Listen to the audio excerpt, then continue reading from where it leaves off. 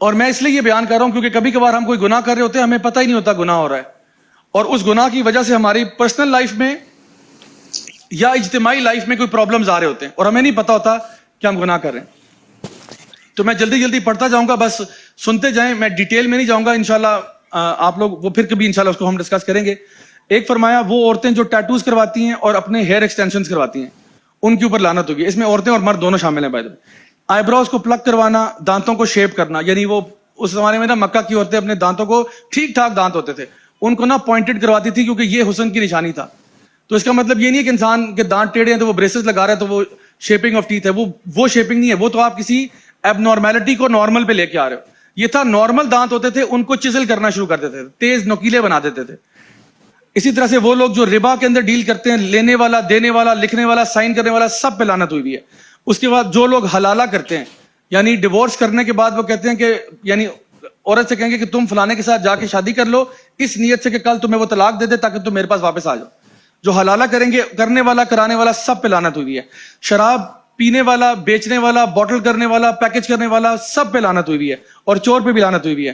False demarcation of land کرنے والے جو اپنے سے آگے کی زمین ہڑپ کر جاتے ہیں, چاہے جو مرضی ہو, یعنی آپ کی زمین نہیں, آپ نے آگے قبضہ کر لیا, اس پہ بھی لعنت ہوئی ہے.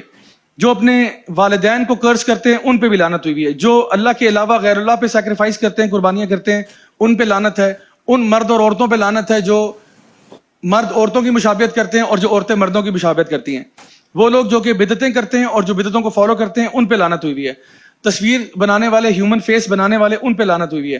وہ لوگ جو کہ اندھے کو گمراہ کرتے ہیں, یعنی جان بوجھ کے, یہ جو آج کل پرینکس چلتے ہیں نا, تو اس طرح کا پرینک کرنا کہ کوئی بیچارہ اندھا ہے, بیچارہ مجبور ہے, ڈسیبلٹی ہے, ڈسیبلڈ بندے کو آپ جان بوجھ کے مس گائیڈ کر رہے ہیں اور اس کے ایکسپینس پہ ہنس رہے ہیں آپ, تو ان پہ بھی لعنت کی گئی ہے.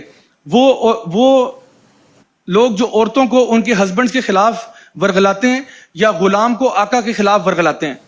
یعنی یہ کتنا کامن ہے کہ آپ کہ کوئی فرینڈ ہو یا کوئی فیملی ممبر ہو, اس کو آپ یہ کہیں کہ نہیں تم اپنے ہسبینڈ کے خلاف ایکشن لو, تم فلاں کرو, بغیر وجہ کے, یعنی اس کے خلاف ورگلانا اور بھڑکانا. اور پھر وہ عورت جو اپنے ہسبینڈ سے دور ہو کے جو ہے نا سوتی ہے وداؤٹ جسٹ کاز, اس کے لیے کیا کہ یہ کہا جاتا ہے کہ اس کے اوپر صبح تک فرشتے لعنت کر رہے ہوتے ہیں.